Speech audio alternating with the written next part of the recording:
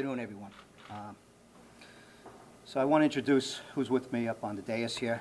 With us today is Special Agent in Charge of the FBI, Gordon Johnson, Assistant Special Agent ATF, Matt Varesco, New York State Major, New York State Delaware Police Major, Melissa Zebley, Newcastle County Police Major Wendy Feeser, Wilmington Police Department Inspector Clayton Smith, and Wilmington Police Department Inspector Cecilia Ash.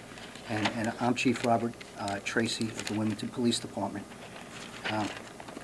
So today we're having a press conference because we have a hunt for a man named Radee Prince, 37 years of age, male black, who earlier today shot 5 people in Maryland. Looked like he shot 5 co-workers, a place that he's working now, or he worked in the past. We're trying to establish that information. And then he came here and shot somebody in Wilmington. And what I'm going to do is to go through the events of what happened, the timeline, go through what we're doing to try to find this individual, and what we're doing with all our federal, state, and local law enforcement authorities to try to track this individual down. Can you speak up a little bit, Chief, please? Absolutely. Which one is yours?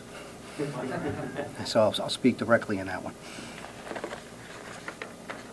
So this morning in Maryland at 8:58 hours at Advanced Granite Solutions located in Emerton Business Park in Englewood, Maryland, police responded to an incident where 5 individuals were shot. Right now, 3 are deceased. I believe there's a news conference that was done by the Hartford County Sheriff in Maryland that was done several hours ago that went into some of the specifics. Maryland State Police actually put out an alert to surrounding jurisdictions in other states of who this individual is and what type of car they're driving. We've actually put the picture out to the news media and to the public earlier today as far as the description of a GMC Acadia with a license plate to look for as well. And if you don't have it, we'll make sure that you have it right after this press conference. And at 10:46 hours, we received a call of shots fired at a car dealership at the 2800 block of Northeast Boulevard.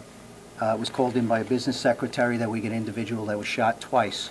Upon response to our officers, we came upon an individual who was conscious and alert, but it was actually shot 2 times. And our officers were speaking with him, and our officers were advised by the victim. He gave us the name, who was the same victim, same suspect from Maryland, same description of a vehicle that just shot him, and that he was known to him. Our officers actually saw the vehicle leaving the scene. We were able to give a short chase, but lost the vehicle going northbound on 30th and Market Street. So the last time that we've seen this individual today was earlier this morning. We confirmed 1 victim with a gunshot to the head in 2800. But what I want to make clear before I get into what we're doing, there's been schools that have some lockdown. They've had schools, and we want to make sure that we put everything in place to make sure we keep the community safe. But this individual, for what we know right now, every one of the victims that this individual shot, the victims and the offender knew each other. So these were targeted shootings for whatever reason that this person, his motive was to go out and shoot these individuals, including the person where he drove up to 28th at Northeast Boulevard and shot that victim. They have a past history together. And after that, we have not seen them or heard them. Where this individual, we haven't seen the car and we haven't seen the individual. We do have a tip line that we want everyone to use, but before you use a tip line, this person is still dangerous. He's armed, he's desperate, and the first thing everybody should do if they do see this individual in this car is call 911 and give the specifics of the information that we're getting out to the public and you and the news media are giving out. So the tip line for the local tip line is 302-576-3635, and because this is multi-state jurisdictional authority, we also have an FBI hotline and tip line, 1-800-CALL-FBI. We're working with New Jersey, Pennsylvania, Maryland, Delaware, our FBI, our ATF, the U.S. Marshals, Newcastle County, Wilmington Police Department. We're working together jointly. We set up an operations center here upstairs and through our real-time crime center, and we're in touch with the fusion centers in our state and other states to make sure we're sharing information and information that we have, that we're going out and we're acting on it. We know of last known addresses that this individual has lived at. Some have been in Wilmington, some have been in Newcastle County, Some have been in Maryland. So we have to have a coordinated effort, and that's exactly what we're doing. We're doing it at this time.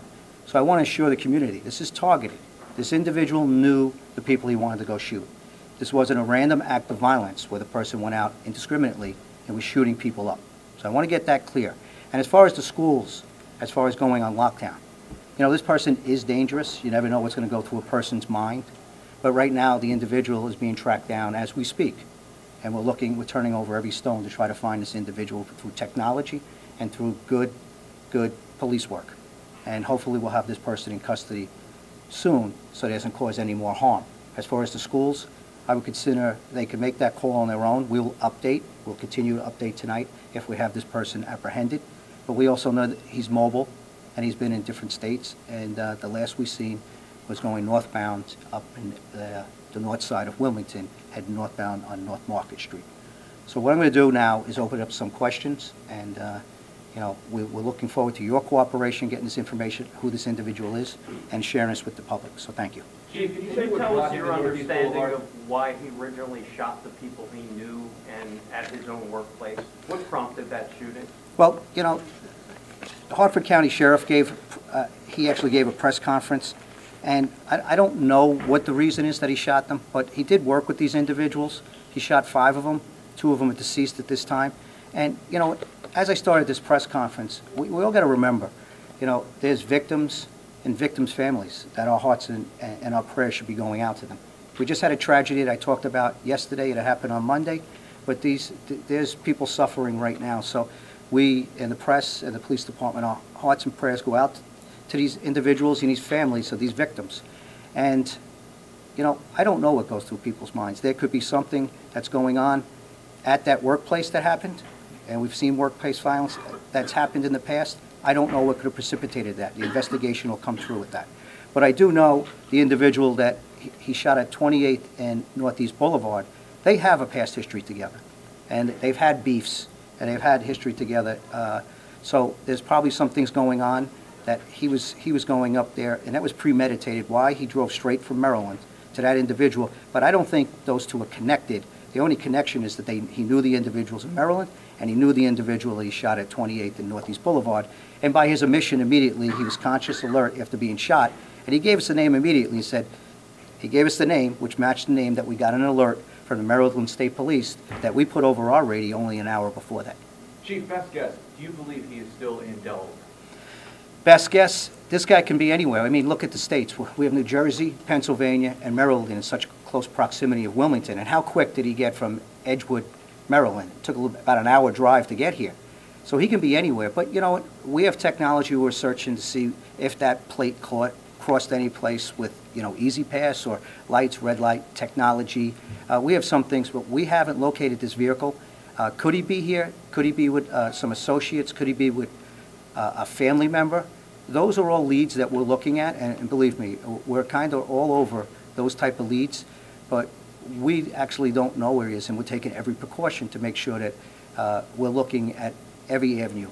Old girlfriends, addresses, girlfriends now, family members, associates from past arrests.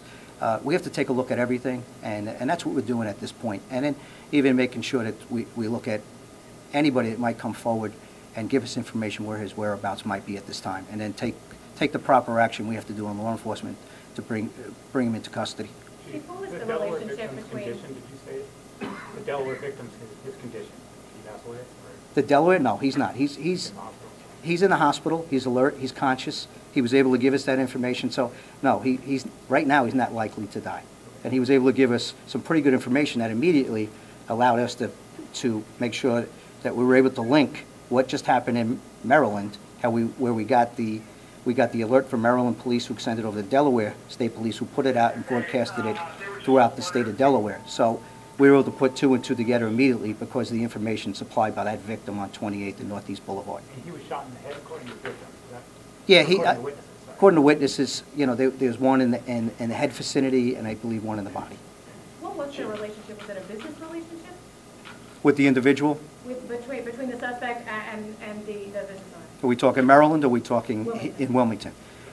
Right now, they've had some past history on some criminal cases. That's where I'd rather leave it at this time. But there are some there's an historical basis that goes back a couple of years where they're known to each other. And So whatever where one did something to the other? no, I don't believe there's any assaults right now between individuals or wrongdoing. I think there's just a relationship that has gone awry for some reason. We'll leave it at that. As far as the vehicle is concerned, was this vehicle always registered to him, or did he get it off of this lot where this car dealership was? And secondly, do you still feel that he is associated with this car, or do you think he may have gotten rid of it at this point since he probably knows it's being looked for? You know, I think it was co-registered, the vehicle. Please, I'll get that information and confirm it, but from what I know, it was co-registered. And right now, he has to know that everybody's looking for him. He has to see the news media. His family members have been contacted, you know. So there's definitely, he knows the amount of resources are going to find him to make sure he doesn't cause any more harm. And we have not seen the vehicle, so I have to think that it's probably put that vehicle somewhere. We'll come across it if it's not in a garage. And I don't think he's I don't right now. If he is using it, then we're going to catch up to it. But right now, I believe he probably has ditched his vehicle if he knows the type of resources we're putting in to try to find him. Chief, have you looked into his criminal background record here in Delaware, and what does that tell you from him? Well, when we look at, he's got, right now in Delaware, he's got 42 arrests. You know, a lot of them are violation of probation, but right now he's got 15 felony convictions and 4 misdemeanor convictions. And yes, we always look into their past history of arrest because that's where we can delve some intelligence information of where he's been arrested before, who his associates are, who he's with, who he hangs with, where he's lived, and we got to make sure his past relationships. All these things are in play. We absolutely do look into those things. Chief, you said those people I think I got a question over I here. just want to clarify, did you say your officers saw the vehicle leaving after the shooting? And if they did they give chase? Did they go after it? My officers were tending to more of the victim, and as we got information that this might be the person, I think it was insight, but we were not able to pursue it to make sure that we could bring him and apprehend this vehicle or bring this person to justice. So the last we saw the vehicle was at 30th and Market. So there probably was a short following, no pursuit, but we lost the vehicle going northbound. That's the last place that officers could say that they saw it. 30th and Market. 30th and Market going northbound. Do you believe he used the same gun in Maryland and in Wilmington? Right now, we believe the shell casings that we have right now are possibly the same gun. We have to do a ballistic analysis on it, and we're going to do that as quickly as possible to tie them in. But we believe it's probably the same gun that was used in both cases. Could anyone else be targeted now? You said these were targeted people. Are there anyone else who might think is targeted? And do you know what his current address is, where he lives, at least the city? Well, I'm going to answer 2 parts to that question. Can anybody else be targeted? How many more people does he have beefs with? I don't know what goes through his mind and why he was doing it. What he did the first time to shoot 5 people, the rationale to go out and shoot 5 people like he did, kill 3 of them, and then come all the way here to shoot this individual that was shot on 28th and Northeast Boulevard. Could there be other people out there? Absolutely. But that, when he was doing this, was at a time that he wasn't very well known and on our radar. So we do look, I look at arrest records, and as the other reporter asked, do we look at that? Yes, we look at intelligence information, not only who he's been arrested with, or is there anybody in the case that might know something that actually can cause harm by testifying. We look at all these things. So, and we make sure that we get that information out, and we cover all our bases. So I think the probability of getting to anyone else that he might want to get to, he's going to expose himself where we probably can make our arrest. Are there friends and family or associates of his that you have recommended to stay inside or do anything to protect themselves in the possibility of that? We have spoken with the families. It's been all over the news media. We've asked for cooperation. And right now, I believe whatever he had going on in Maryland and what he had with this individual on 28th and Northeast Boulevard was very targeted. We kind of one's workplace violence. I don't know the reasons behind it, but I do know some of the reasons that behind 28th and Northeast Boulevard, what possibly could have been his motive to go up there. I don't see connecting anything else. I can't talk about the workplace violence. I can really surmise some motives on 28th and Northeast, and we haven't seen any other things that would raise our suspicions of something else like that would happen. What does that tell you, what you know about the 28th Street? What can you tell us about that?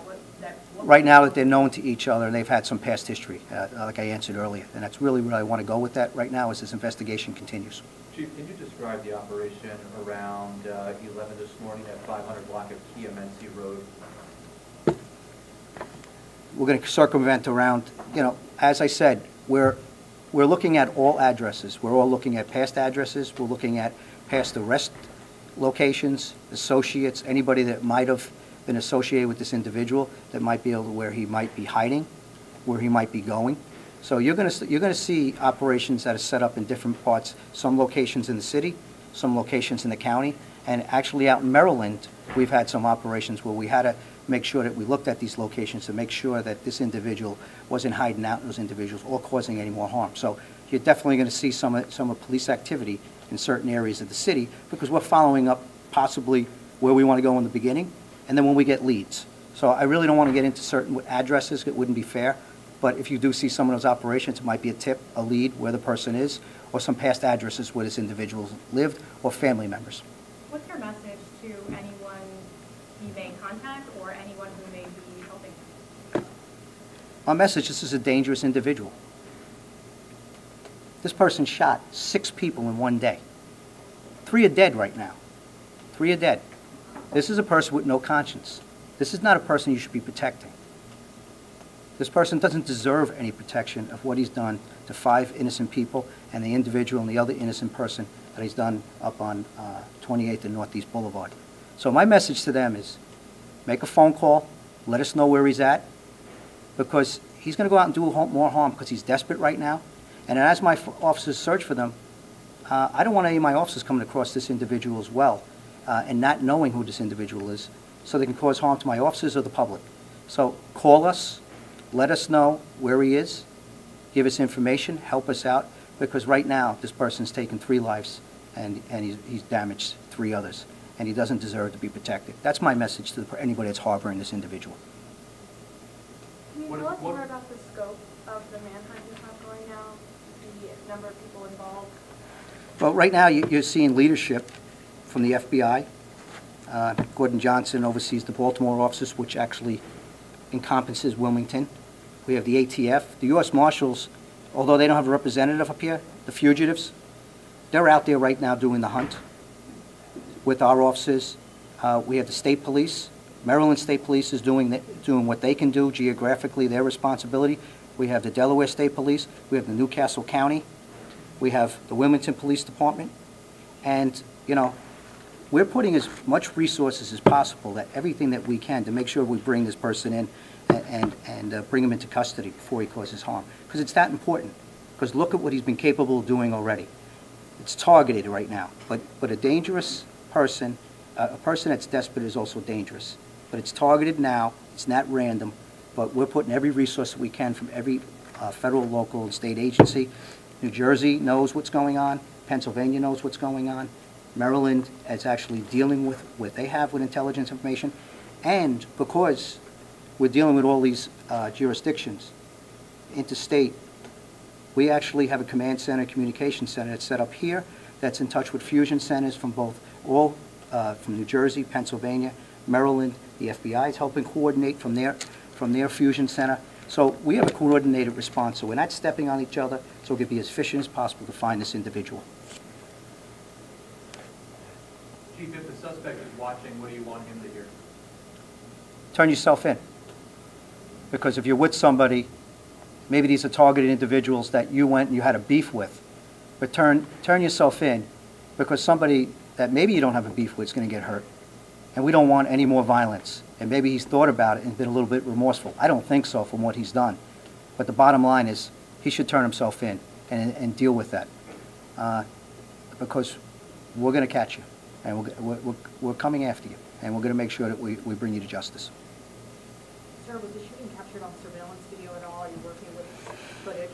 Part of these regarding that?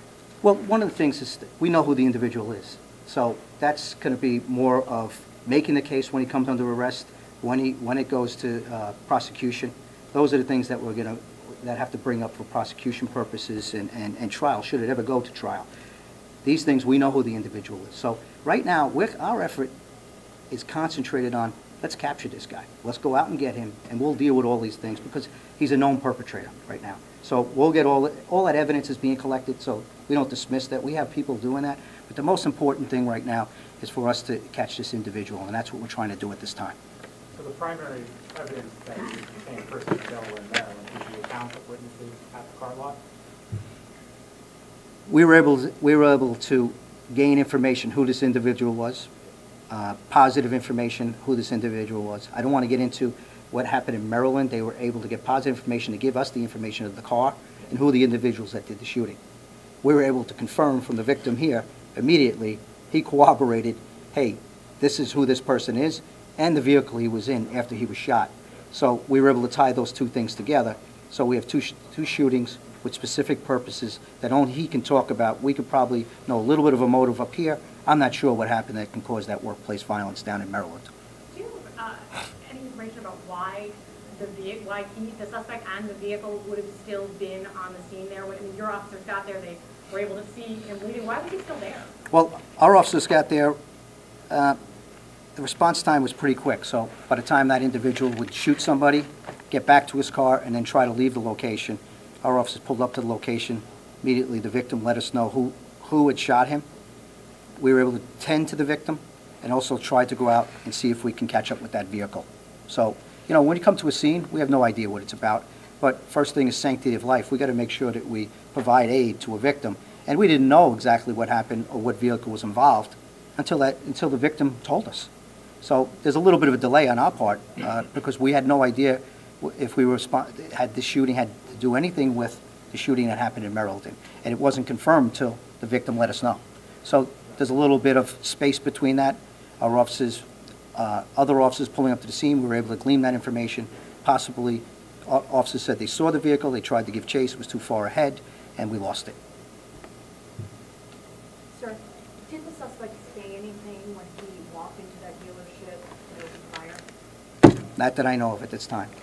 You know, we're still interviewing our victim to glean more information from what that was about. But that's going to be part of the investigation.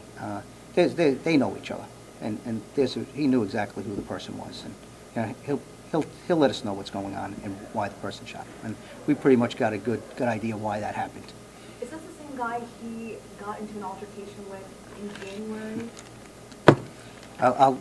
As this continues, we'll give more detailed information. I just want to catch this guy. I want to make sure that we get him off the street, and we'll be forthcoming with a lot more information as the detectives talk to victims. The investigation behind this continues, and then we already know who the individual is, and he's the one that we want to bring to justice and apprehend as soon as possible. I'll take one more question. You mentioned that he had quite the rap sheet. Right. And in this case, it was somebody he had dealt with in the past.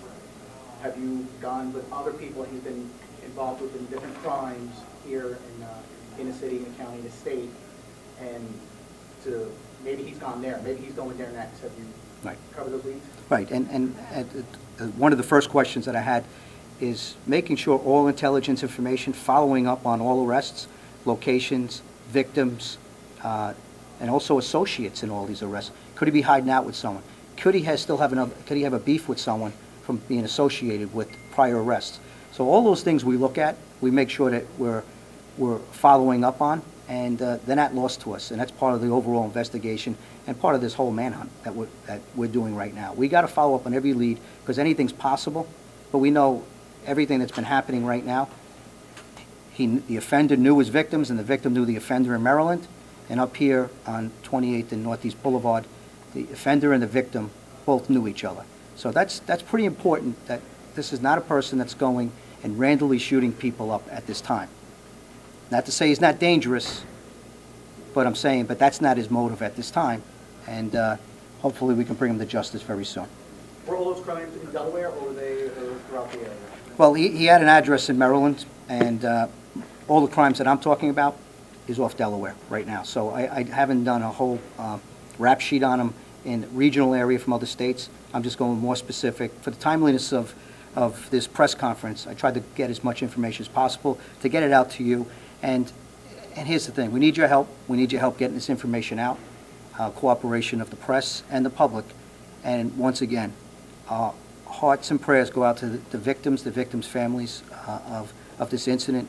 And we're seeing a couple of tragic incidents that have happened in the last couple of days. So please keep that in mind. And thank you for your patience as we try to do our operational piece and our investigation piece, and your patience. We will try to get as much information in a timely manner out to you, because we do need your help, and I appreciate your patience. So thank you very much.